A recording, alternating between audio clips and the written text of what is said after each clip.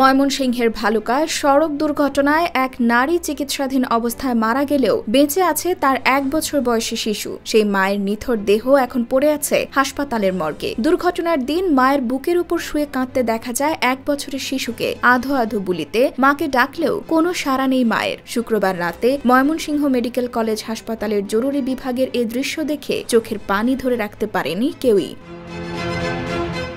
শিশুটির কান্নার ছবি ও ভিডিও সামাজিক যোগাযোগ মাধ্যমে ছড়িয়ে পড়েছে। পরে শনিবার 11 মে রাতে নিহত নারী ও চিকিৎসাধীন শিশুর পরিচয় পাওয়া যায়। নিহত নারীর নাম জায়েদা আক্তার, তার শিশু সন্তানের নাম মেহেদি হাসান। তাদের গ্রামের বাড়ি সুনামগঞ্জ জেলার বাংলাবাজার কুশিউড়া এলাকায়। শিশুটিকে নিয়ে জায়েদা আক্তার ভালুকা আইডিয়াল মোড় মাস্টার বাড়ি এলাকায় ভাড়া থাকতেন। বৃহস্পতিবার 9 মে রাত আনুমানিক 3টার দিকে স্কয়ার মাস্টার বাড়ির এলাকায় ওই শিশু ও তার মা সড়ক দুর্ঘটনার শিকার হন বলে জানায় ভালুকা ভরাডোবা হাইওয়ে থানার ওসি আতাউর রহমান।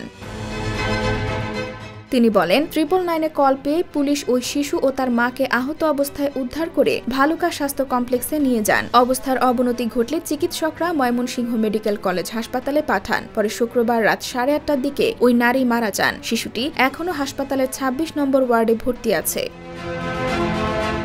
এদিকে ময়মনসিংহের ভালুকা মডেল থানার ওসি জানান, নিহত জায়েদার ভাই রবিনকে খবর দেওয়া হয়েছে। তিনি আসলে শিশুটিকে তার কাছে বুঝিয়ে দেওয়া হবে। সেই সঙ্গে মরদেহ স্বজনদের কাছে হস্তান্তর করা হবে। IBTV USA, new York.